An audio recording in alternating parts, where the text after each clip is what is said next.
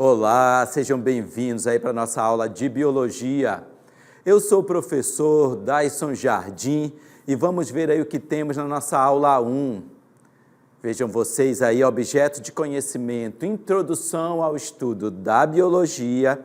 E no detalhamento nós vamos ver aí o assunto sobre a investigação científica. Então fiquem preparados aí com seu caderno e caneta na mão e vamos para a nossa aula.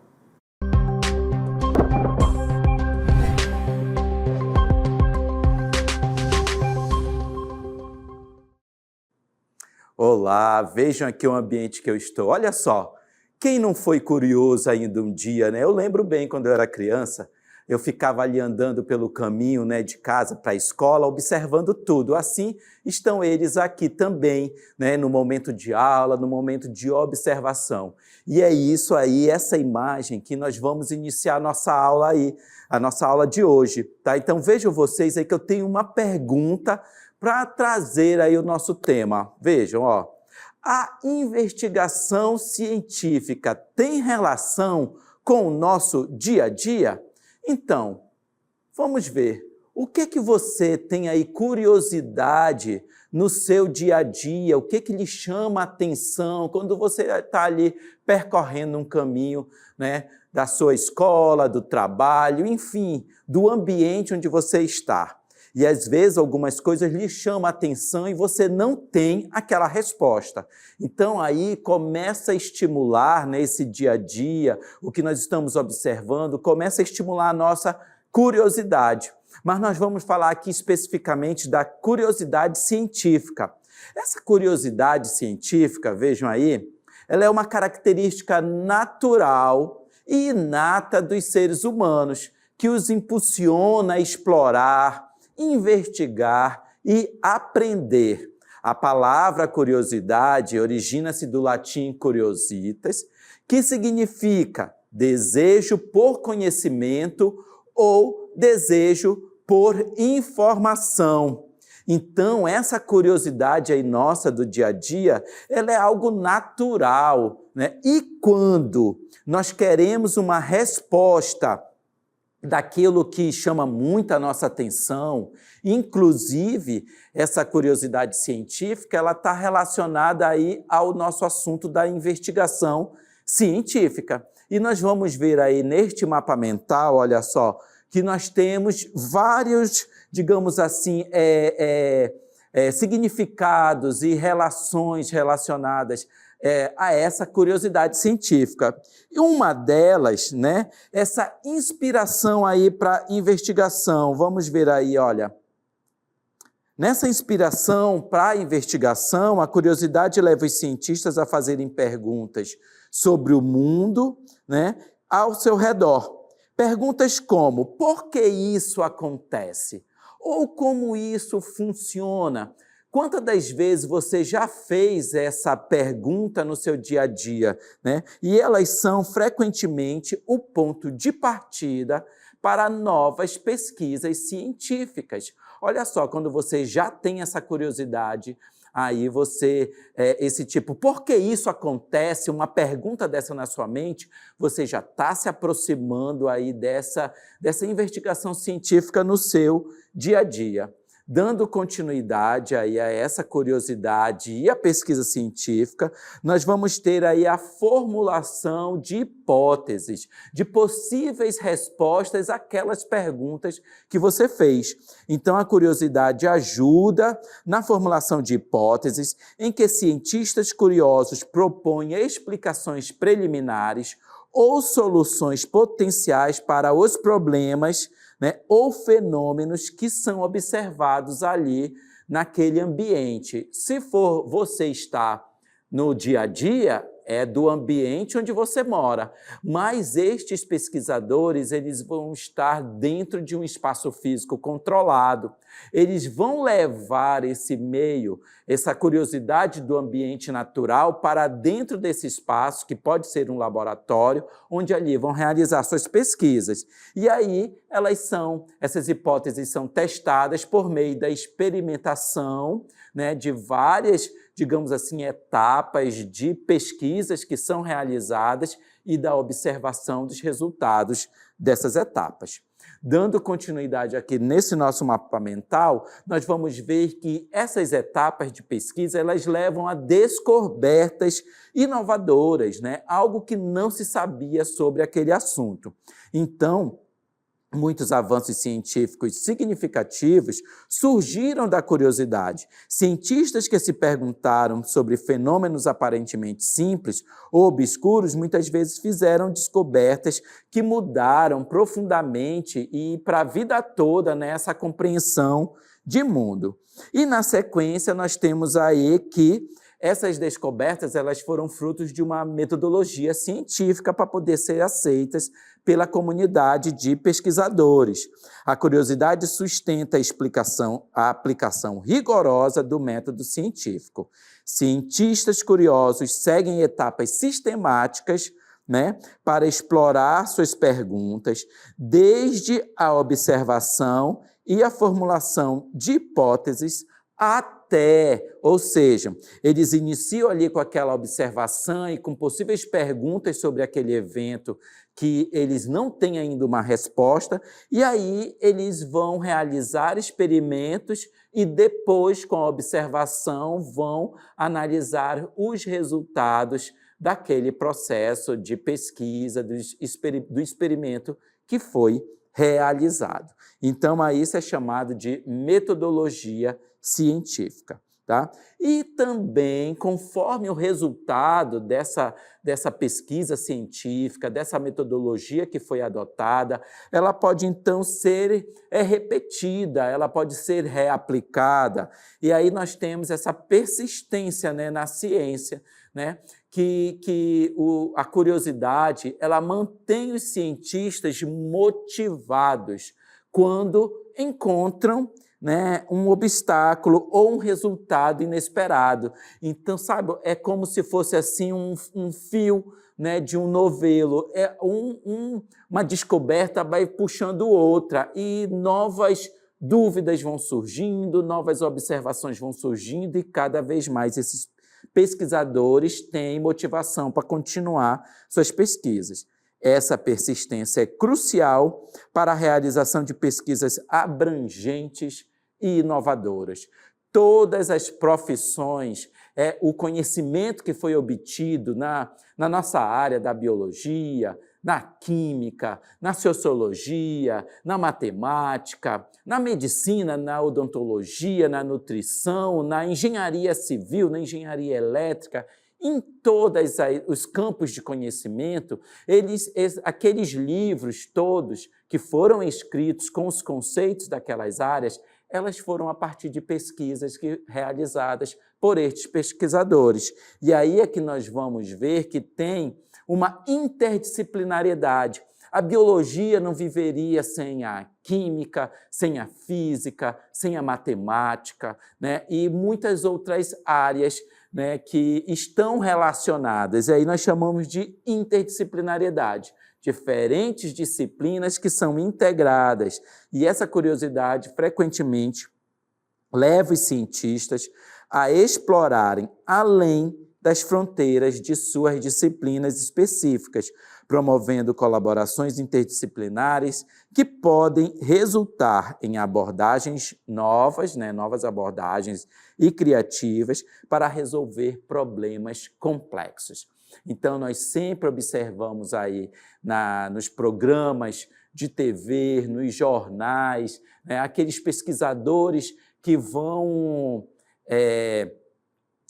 trazer ali os resultados daquela pesquisa, aquela curiosidade para a comunidade, por meio dos repórteres e desses programas de TV, esse conhecimento científico ele é compartilhado com todos, com toda a sociedade.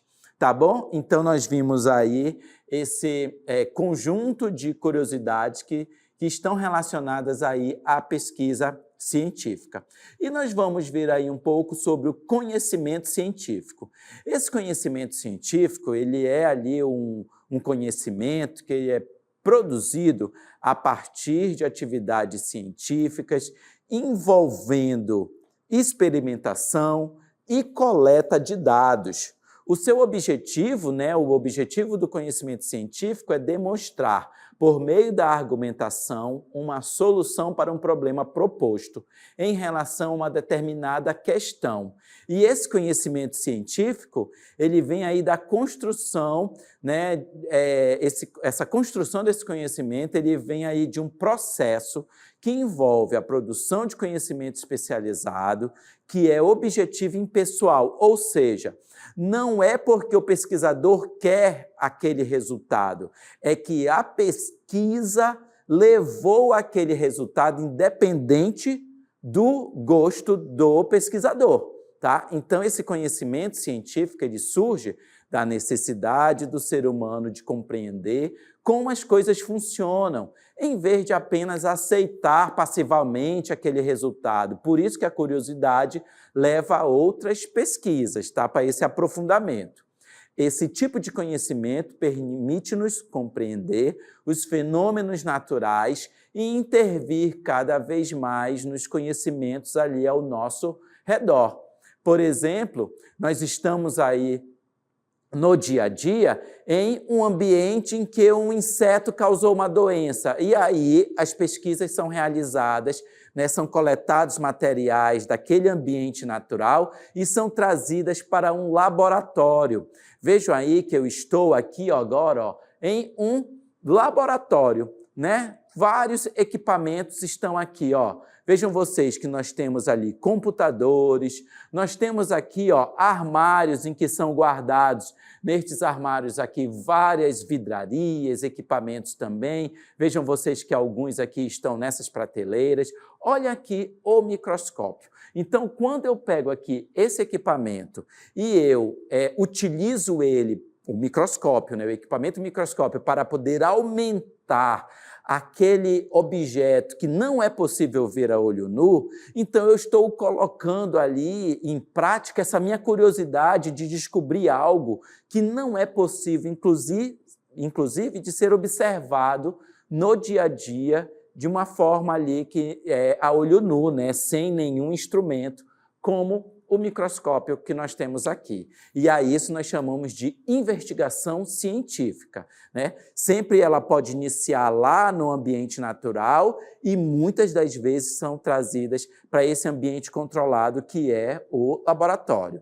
Essa investigação científica que vai ocorrer nesse ambiente, ele é um processo sistemático que utiliza métodos científicos para poder compreender um assunto, ou resolver um problema. O objetivo é obter conhecimento sobre o mundo natural ou social, porque a relação entre as pessoas também é alvo de estudo, através dessas várias experiências. E observações, comparações, formulação de perguntas, como eu já expliquei anteriormente, elaboração de hipóteses, coleta de dados e de toda a pesquisa bibliográfica de estudos que já foram realizados por outros pesquisadores. Tá? E aí, no decorrer desse processo, nós temos o método científico.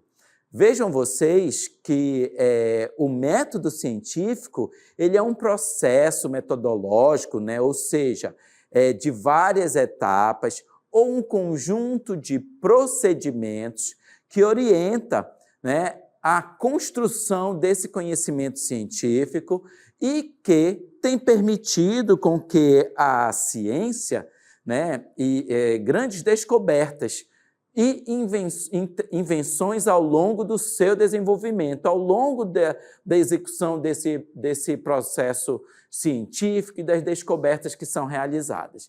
Então, é fundamental na investigação científica porque fornece uma abordagem estruturada, e rigorosa para a aquisição desse conhecimento.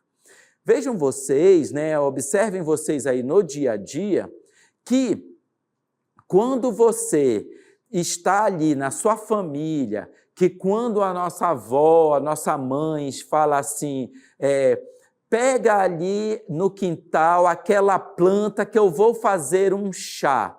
Imaginem, esse foi um conhecimento científico que foi adquirido ao longo de todos os seus ancestrais, dos seus bisavós, avós, né? E aí foi transmitido aos seus pais para então ser, neste momento ali na sua família, ser comentado que pega aquela planta e vai tomar para a gente fazer um chá. Então, houve aí observação. Vejam aí que na observação, que é o primeiro que nós temos aí, né, ele é fruto de todo um período de tempo, das experiências daquela família e daquelas pessoas. Depois veio a dúvida com a formulação de uma pergunta, depois veio uma possível resposta para essa dúvida, para aquela curiosidade, vieram ali os experimentos, que no meio científico nós chamamos de experimento, mas no dia a dia é acerto e erro, né? Será se vai dar certo a aplicação desse resultado aqui, né, desse chá, né, por exemplo? Vão ter os resultados, será se melhorou a saúde? E aí vão ser tiradas as conclusões e depois vão ser divulgadas. No meio científico tem todo um processo com essas denominações aí que vocês estão vendo. Mas no dia a dia, essa divulgação é de falar para o vizinho, por exemplo, é de transmitir a você que aquela planta serve para curar tal doença. Então nós vamos ver aí, neste mapa mental agora, um pouco sobre cada uma dessas etapas. Vejam aí que a primeira delas que nós temos sobre o método científico é a observação. A observação é o ponto de partida quando o pesquisador percebe algo no ambiente que desperta essa curiosidade. E, a partir disso, ele identifica padrões, comportamentos ou fatos que merecem investigação. E aí nós temos no dia a dia essa observação. Como é que você percebe que uma folha de uma planta é diferente da folha de outra planta, né? Como é que você percebe? É ali olhando, observando, percebendo diferenças entre elas, e aí você começa, então, ao longo do tempo, decorar que aquela planta, aquele nome de planta tem determinadas características na folha e outra planta tem outras características, tá bom? Então, isso é um exemplo de observação. Vamos continuar aqui no nosso mapa mental, que é o problema, né? É a pergunta que precisa ser respondida sobre o fenômeno observado. Deve ser clara, específica e orientar todo o processo de pesquisa. Aí, com o problema, é com aquela dúvida que você tem, é a curiosidade em forma de pergunta. Será se essa planta aqui serve para uma outra doença? Olha a entonação que eu estou dando, ele tem uma interrogação no final. Esta planta serve para curar aquela doença? Isso foram perguntas que foram feitas pelos seus ancestrais, né, no dia a dia, mas isso também é repetido todo dia na sua vida e também na vida dos pesquisadores para iniciar ali uma descoberta, tá? Nós temos as hipóteses, que são as possíveis respostas para aquela pergunta. Então, essas respostas, elas vêm ali para poder, são baseadas em conhecimentos prévios, né, para responder aquele problema de pesquisa, que é uma pergunta. Elas funcionam como previsões que serão testadas ao longo daquela investigação científica. Continuando aí o nosso mapa mental, né, desse método científico, nós temos na sequência que são os experimentos. Para eu saber se aquela resposta, possível resposta, está correta, eu tenho que colocar em prática um conjunto de etapas, né, em que essas hipóteses são testadas por meio de experimentos controlados. E, a partir daí, busca-se reproduzir condições que permitam confirmar ou refutar ou negar aquelas ideias iniciais que você teve com a possível hipótese do problema da pergunta que você levantou. Então, cada uma dessas, elas estão relacionadas aí a uma sequência de etapas que depende da etapa anterior, tá bom? Vamos ver aí que agora, na sequência, nós temos os resultados. Então, depois dos experimentos, nós temos esses resultados que consistem em organizar e interpretar os dados coletados durante o experimento. Pode envolver tabelas, gráficos, cálculos e compreensões com estudos anteriores, comparações, com estudos anteriores. Então, essas comparações elas só podem ser realizadas se estudos anteriores também foram feitos para poder servir de base para avançar nessa pesquisa. E continuando aí, depois dos resultados, dos vários resultados, vai se obter uma conclusão. Essa conclusão é a resposta final àquela pergunta inicial que foi feita lá na hipótese, né? Lá no problema de pesquisa. É a resposta final obtida após analisar os dados, indicando se a hipótese foi confirmada ou rejeitada, ou refutada, né? Ela também aponta limitações e possibilidades de novas pesquisas. Por isso que tem algumas pesquisas que demoram 10 anos, por exemplo, para a formulação de medicamentos. São várias etapas que são realizadas para se chegar a esse produto confiável. E aí nós temos a divulgação, transmissão para a comunidade, e é quando você tem ali os pesquisadores que apresentam em congressos científicos, né, o momento em que os resultados são compartilhados com a comunidade científica e a sociedade. Pode ocorrer por artigos, relatórios, apresentações ou vídeos educativos. Sempre depois desses congressos, tem ali um repórter de um programa de TV, de um jornal que vai ali realizar aquela entrevista e comunicar à sociedade de uma forma mais didática ainda. Então, aí é quando nós temos todas essas etapas aí do método científico.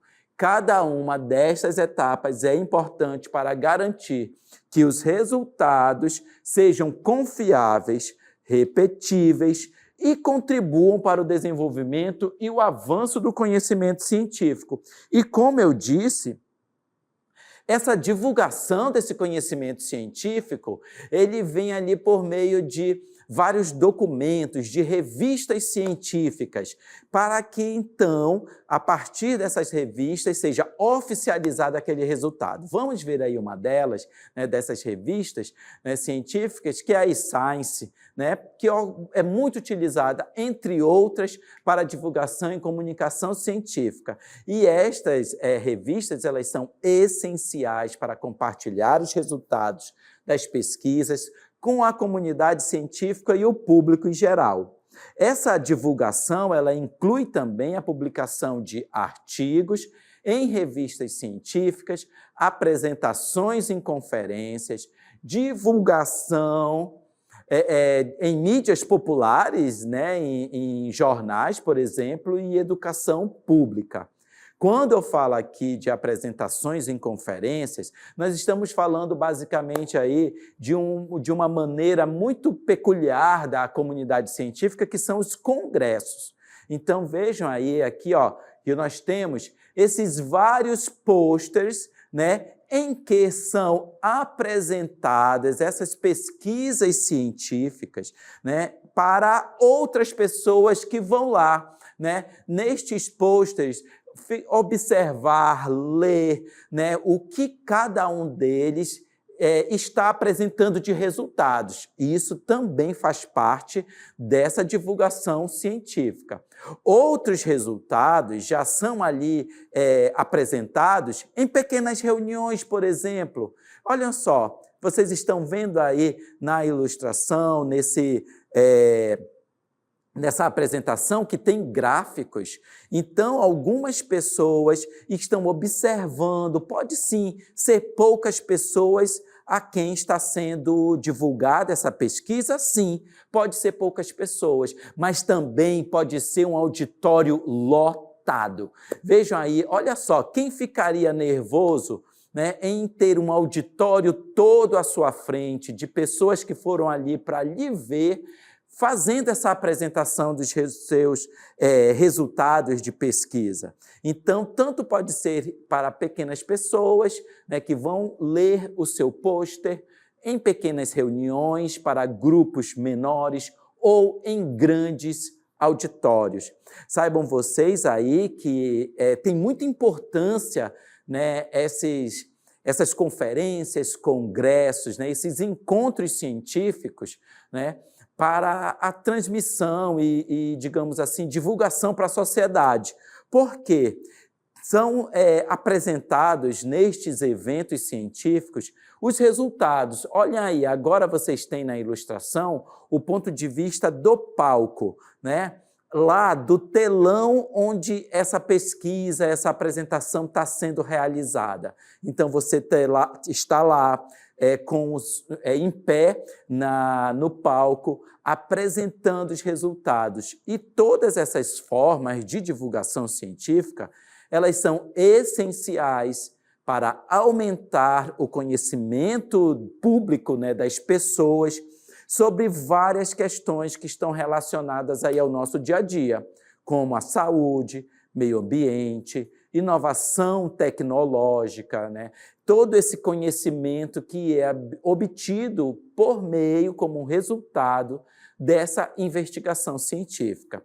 E também elas promovem uma sociedade informada. A cada vez que nós vemos ali um jornal, né, em que está sendo um pesquisador está transmitindo naquele horário nobre da TV, ou em uma revista científica, então essa transmissão de conhecimento serve para nos manter informados, permitindo que as pessoas tomem decisões baseadas em pesquisas científicas, que são as evidências científicas. E aí influenciam políticas públicas e estimulam avanços científicos e tecnológicos. Quando eu falo que estimulam políticas públicas, eu estou dizendo que, ainda há pouco, no momento aqui da nossa aula, eu falei sobre um inseto que causava doenças. Quando se descobre que aquele inseto está relacionado àquela doença específica, então deve ser formulado políticas públicas para evitar que o inseto se desenvolva, porque assim a gente evita a doença. E aí é que tem políticas públicas, por exemplo, de limpeza, de saneamento básico, né, de vacinas, medicamentos, todos esses estão relacionados a políticas públicas para a melhoria da qualidade de vida da sociedade, por exemplo, evitando doenças. Também ajudam a combater a desinformação. A pesquisa científica ajuda a combater a desinformação e a fortalecer a confiança na ciência. Ou seja, a ciência traz informações verdadeiras, testadas, que foram ali, passaram por um processo, várias pessoas, como nesses auditórios e nas revistas científicas, que aprovaram aquele conhecimento científico, resultando em uma melhoria geral na nossa qualidade de vida. Então, vejam vocês aí, ó, que assim como essas crianças, que um dia nós fomos, né, que estávamos ali naquele ambiente, aqui, né, curiosos no seu dia a dia, então, todos nós, quando crescemos, nós continuamos com essa curiosidade e os pesquisadores científicos ali nas suas instituições, universidades de pesquisa no Brasil e no exterior, né, eles continuam ali realizando pesquisas para poder transmitir conhecimento à população e assim trazendo melhorias para o nosso dia a dia. Essa foi a nossa aula de hoje. Tchau!